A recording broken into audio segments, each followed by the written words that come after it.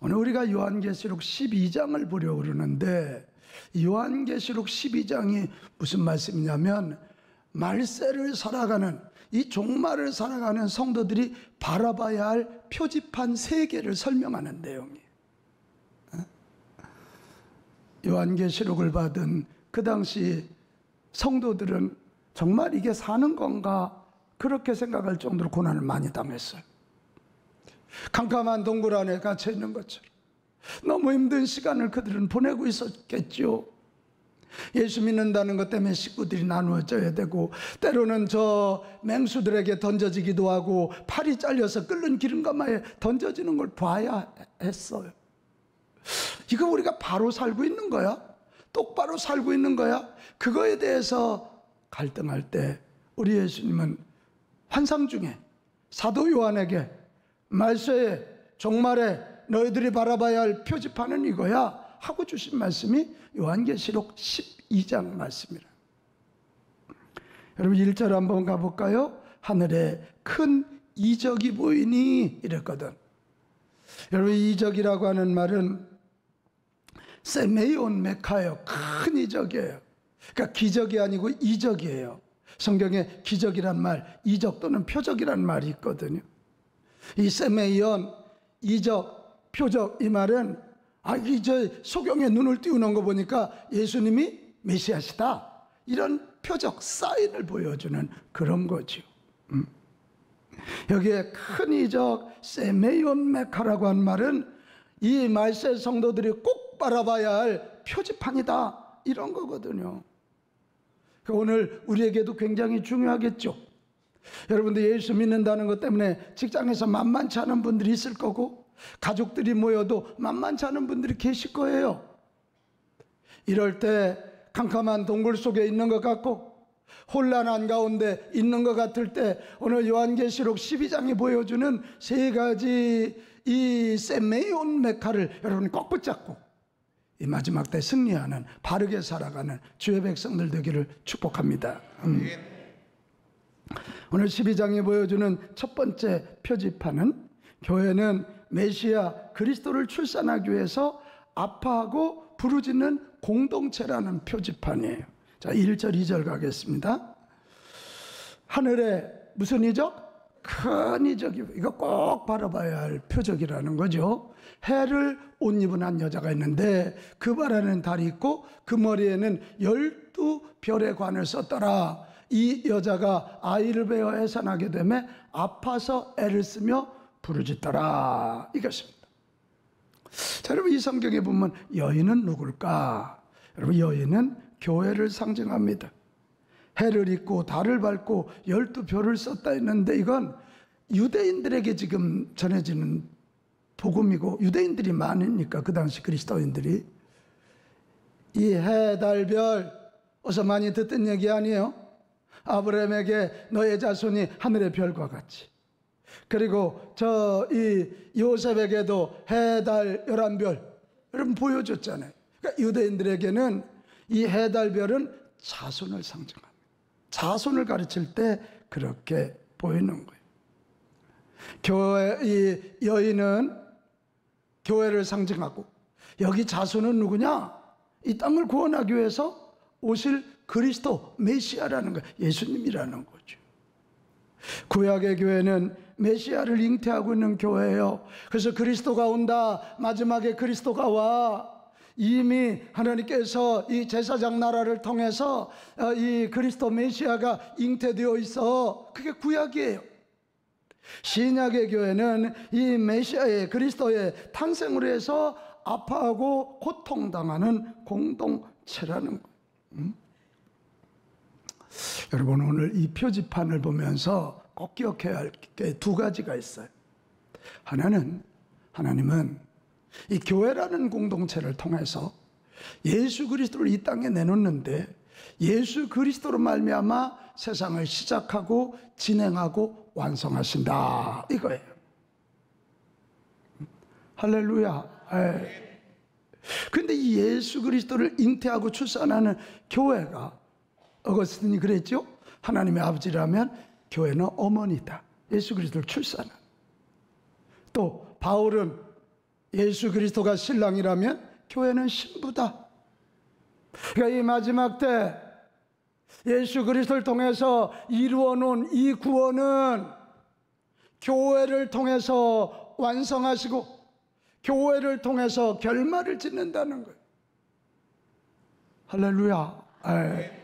이럴 때 우리가 해야 할 건 분명해요. 이 마지막 때 예수님으로 충만한 교회를 만들어 갑시다. 예수님으로 충만한 저와 여러분 됩시다. 이게 중요해요. 이게 중요해요. 진짜 좋은 교회는 마지막 때 행복한 삶, 여러분 듣기 좋은 얘기하는, 위로하는 그런 교회를 넘어서서 예수님을 알려주고 예수님의 마음을 갖게 하고 예수님을 통해서 구원을 알려줘야 돼. 그 교회가 좋은 교회. 아멘. 그거예요. 또 이 마지막 때 우리가 해야 할 일은 예수 그리스도를 드러낼 뿐만 아니라 교회를 귀하게 여겨야 된다는 거죠. 신기하지 않습니까? 왜 세상에 공산주의가 일어나도 그게 이념이잖아요. 왜 마지막 교회를 공격합니까? 왜 동성애, 요즘 젠더 이데올로기들도 왜 교회를 공격합니까? 이 교회가 역사를 완성하기 위하여 쓰임받는 공동체이기 때문에 그래요.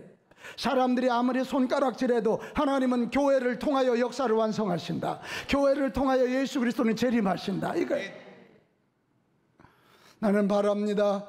우리 빛가운 교회가 예수님으로 충만한 교회 됩시다. 예수님 한 분이면 됩니다. 예수님 한 분이면 됩니다. 예수님의 마음이면 됩니다. 예수님의 마음 가질 때 섬길 수 있어요. 이게. 그리고 우리 모두가 교회의 지체들이잖아요. 예수님을 머리 삼고 우리 교회의 지체된 우리 모두를 서로 귀하게 여기면서 교회를 지켜내고 교회를 부흥시키고 주의 뜻 감당하는 교회가 되게 합시다. 이 표지판이 그래서 중요해요.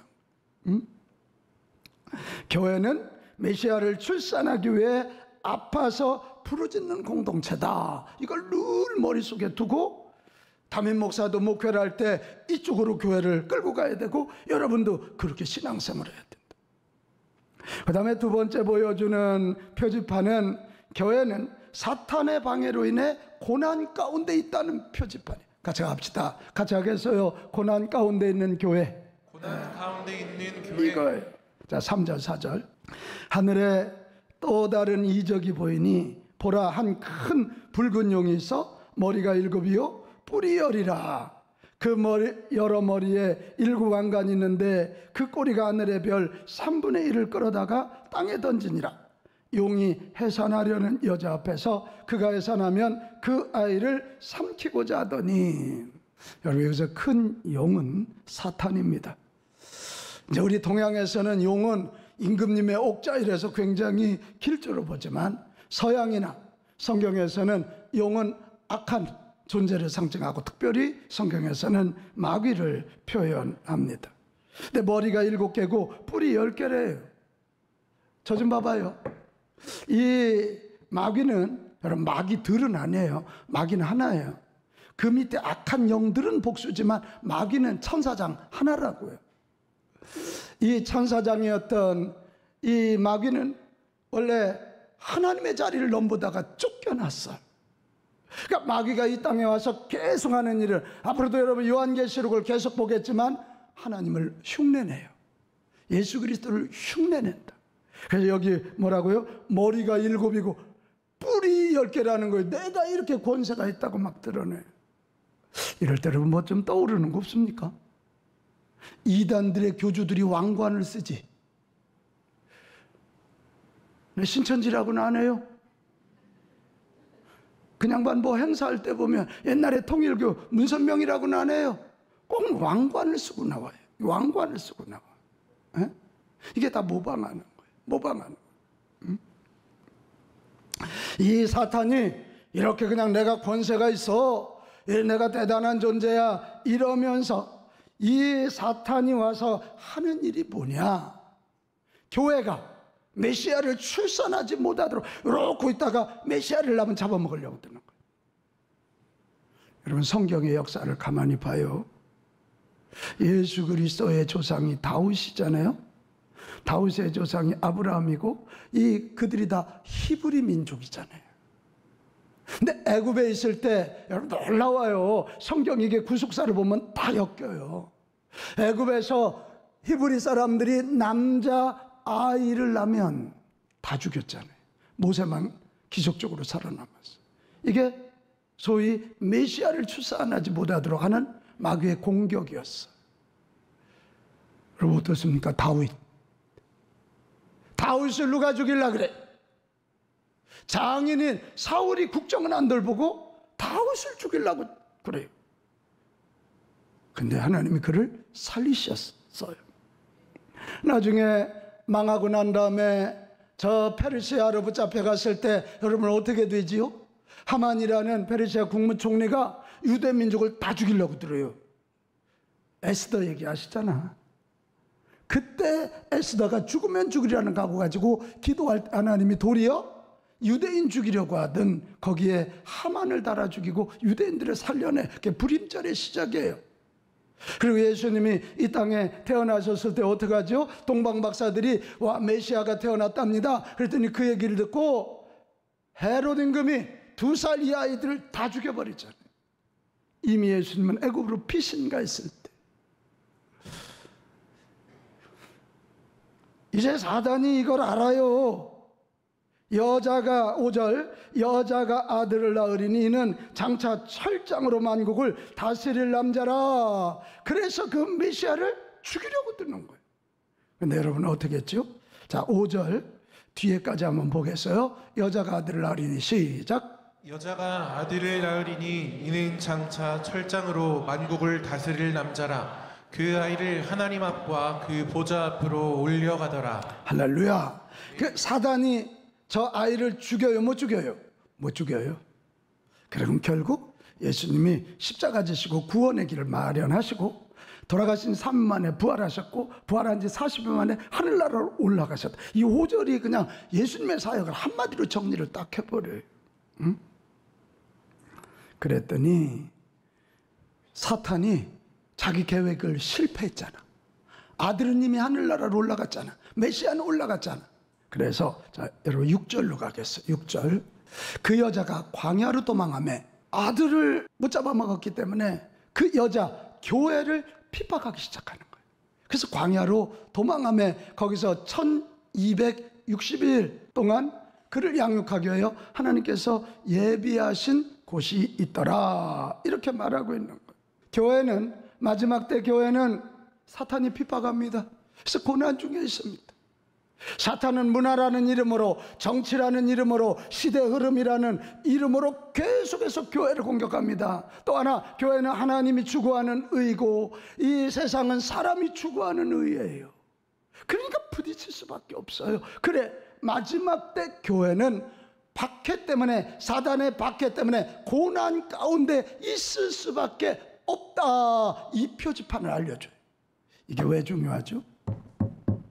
이걸 여러분 모르면 왜 교회 나가도 내가 이렇게 어려워? 왜 이렇게 예수 믿으니까 사람들이 더 손가락질해? 이런 도전이 오면 그냥 한 방에 나가 떨어져. 근데 마지막 때 교회는 아들 예수님 메시아 예수님을 놓쳤기 때문에 그 예수님을 낳은 교회를 사탄이 핍박하고 세상이 문화라는 이름으로 정치라는 이름으로 핍박할 수밖에 없기 때문에 고난 가운데 있을 수밖에 없다. 할렐루야. 이걸 우리가 이해하고 있어야 되는 거예요.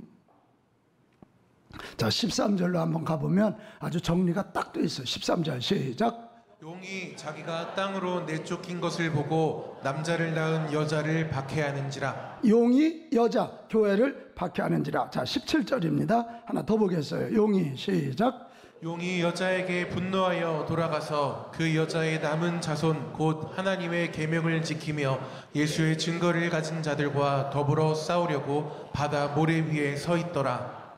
할렐루야. 교회를 핍박하고 예수 믿는 성도들과 이 용이 사탄이 악한 영들을 대동하고 박해하고 핍박하고 고난 중에 자꾸만 쳐넣는다. 여러분 이런 표지판을 한다면 우리는 두 가지를 기억해야 돼요. 하나는 두려워하지 맙시다. 두려워하지 맙시다. 오늘 성경이 아주 강한 선언을 하고 있어요. 같이 합시다. 사탄은 반드시 패배한다. 반드시 패배한다. 할렐루야. 사탄은 반드시 패배. 그리고 사탄이 그렇게 무서운 존재가 아니야. 사탄도 피조물이기 때문에 하나님한테 대결한다고 어림도 없는 소리. 말도 안 돼. 두려워하지 맙시다. 우리가 해야 할 일은 두려워할 일이 아니에요. 고난받고 핍박받는다고 두려워하면 져요. 베드로전서 5장 8절 9절로 가면 두려워하는 대신에 근신하여 깨어라 이렇게 돼 있어요. 근신하고 깨어 있으면 돼요. 너희 대적 마귀가 우는 사자같이 두루다니며 삼킬 자를 찾지만 너희는 믿음을 굳건하게 하여 그를 대적하라. 할렐루야. 대적하라는 거예요. 대적하라. 또 하나, 마지막 때 교회는 사탄의 핍박으로 인하여 고난 가운데 있다는 표지판을 안다면, 또 하나는, 첫째는 두려워하지 말고, 둘째는 이 고난의 때, 이 연단의 때, 이 고난의 때를 연단의 때로 바꾸어서 살아가야 될 줄로 믿습니다. 제가 이렇게 살아봐도 우리 좋을 때는 우리는 성장하지 않아요. 좋을 때는 너무 바쁘니까. 어려울 때 기도하고 힘들 때 기도하고 또 성경을 붙잡고 하나님 앞에 엎드리다 보면 내 영과 육가원이 다스려지고 성장하게 되는 거 아닙니까? 그래, 이 마지막 교회가, 성도들이 사탄의 핍박으로 인하여 고난 가운데 있을 이때가, 여기 오늘 양육이란 말을 쓰고 있단 말이에요. 하나님께서 1260일 동안 양육의 기간으로 써서 교회를 더 정결하게, 교회를 더 거룩하게 예수 그리스도의 아름다운 신부로 만드신다. 이런 이 1260일을 우리는 감사하며 받아야 돼. 1260일이란 말, 이 42개월 3년 반이라고 하는 얘기는 고난의 때가 뭐 길다면 길 수 있지만 아니에요. 같이 합시다. 이 또한 지나가리라. 아멘. 이 또한 지나가는 거예요. 또 하나, 여러분, 이 요한계시록 12장이 주는 중요한 표지 하나가 뭐냐면, 교회는 반드시 승리한다는 표지판이에요. 한번 같이 할까요? 교회는 반드시 승리한다. 반드시 승리한다. 자, 9절로 다시 한번 가보겠어요. 9절 말씀 크게 읽습니다. 시작. 큰 용이 내쫓기니 옛뱀 곧 마귀라고도 하고 사탄이라고도 하며 온 천하를 꿰는 자라. 그가 땅으로 내쫓기니 그의 사자들도 그와 함께 내쫓기니라. 할렐루야. 사탄은 반드시 내쫓깁니다. 사탄은 반드시 패배합니다. 예. 근데 성경이 그렇게만 끝나지 않아요. 10절 11절로 가면 놀라운 승리의 선언이 하늘에서 들려요. 자, 10절로 갑니다. 내가, 시작. 내가 또 들으니 하늘에 큰 음성이 있어 이르되 이제 우리 하나님의 구원과 능력과 나라와 또 그의 그리스도의 권세가 나타났으니 우리 형제들을 참소하던 자 곧 우리 하나님 앞에서 밤낮 참소하던 자가 쫓겨났고 또 우리 형제들이 어린 양의 피와 자기들이 증언하는 말씀으로서 그를 이겼으니 그들은 죽기까지 자기들의 생명을 아끼지 아니하였도다. 할렐루야. 이 두 번째 선언이 뭐냐면 큰 음성이라 그랬는데, 죽기까지, 순교당하기까지 피 흘렸지만 성도는 승리한다. 교회는 반드시 승리한다. 이게 사탄은 반드시 패배하고 주님의 교회, 주의 백성은 반드시 승리한다. 이 선언이에요. 오늘 우리가 이 교회와 성도는 반드시 승리한다는 표지판 붙잡고 힘차게 갑시다. 여러분, 그거 안다면 지금 내가 몸이 조금 아프고 경제적으로 어렵고 인간관계 어려워도 너무 기죽지 말고, 자, 가슴부터 좀 펴고 고개 들고 눈에다 힘주고 아랫배에 힘주고 다리에다 힘주고 일어납시다. 일어납시다. 너무 주눅 들지 마라. 사람들이 뭐라 그런다고 주눅 들지 마라. 나는 최후의 승리할 자다. 나는 반드시 이길 자다. 우리 교회는 반드시 이긴다. 이 믿음을 가지고 일어나야지. 아유, 교회 나갔더니 누가 모른다고. 아니, 그 말이죠. 사탄도 이길 사람들이 그것도 그 말했지냐면, 교회 갔더니 누가 모른다고. 내버려둬. 집이 더럽지 내 귀가 더럽냐. 그냥 둬. 다시, 나는 우리 교회는 반드시 승리합니다. 반드시 승리합니다. 동의하십니까? 그렇다면 6월 한 달도 가슴을 피라고요. 어깨를 피세요. 눈에다 힘을 줘요. 다시 일어나서 보무도당당하게 걷고 말하고 사업도 하고 행복한 가정, 자녀 양육 승리하시기 바랍니다. 뭘 그렇게, 여기 큰 음성이라 그랬잖아요. 너희는 반드시 승리한다. 사탄은 반드시 패배하지만 너희는 반드시 승리한다. 할렐루야, 할렐루야. 그렇게 되는 거지. 힘나죠? 힘을 냅시다. 힘을 내마. 교회가 줄어든다고 걱정하지 마라. 주님이 하셔서 승리케 하셔. 우리 하나님께서 교회를 통하여 역사를 완성하시고 우리 신랑 되신 예수님께서 신부된 성도와 교회를 붙잡고 계시다면 반드시 승리한대. 아멘. 우리 청소년 캠프 우리 기도하고 주님이 보여주실 승리를 기대합시다. 뭐 이거 안 하고 그러면 여름에 얼마나 편하겠어. 아이고 올여름에 또 폭우가 온다, 폭염이 온다. 아주 정신이 바짝바짝 나요. 아이고 주여, 이 7월 마지막 때는 폭우와 폭염이 오면 안 되는데. 그래도 우리는 주님이 이기게 하셨거든. 지난번 평택대학에서 할 때 세상에 태풍이 서해안으로 몰려오던 애가 있었어요. 우리가 정말 온 교우들이 금식하고 막 그 기도할 때 신기한 일은 태풍이 몰려오다 서해 바다에서 소멸됐어. 아멘 좀 크게 해봐.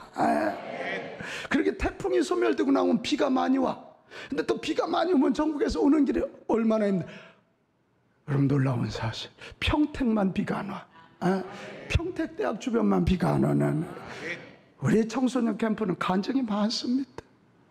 한 해는 너무 폭염이 많아가지고 세상에 시래기가 돌아가지를 않고 거기에 1600명이 꽉 차 있는데 손기철 장로님 오셔서 막 집회할 때요. 그래서 안성 평택에 있는 막 대형 선풍기 다 사다 했는데도 뭐 안 돼. 그래서 막 학생 2명이 찬양하다가 실신에 너무 더우니까. 그러다가 그 스태프들을 모았어요. 갑자기 주님이 제게 주신 말씀. 아니 출애굽 중에 광야에서 만나도 주시고 메추라기도 주신 하나님인데 그래 우리 기도하자. 오늘 밤이 지금 손기철 장로님 집회하기 때문에 그 매니아들 한 200명이 더 달라들면 근 2000명이 여기에 몰려들었다가는 이게 큰일 난다.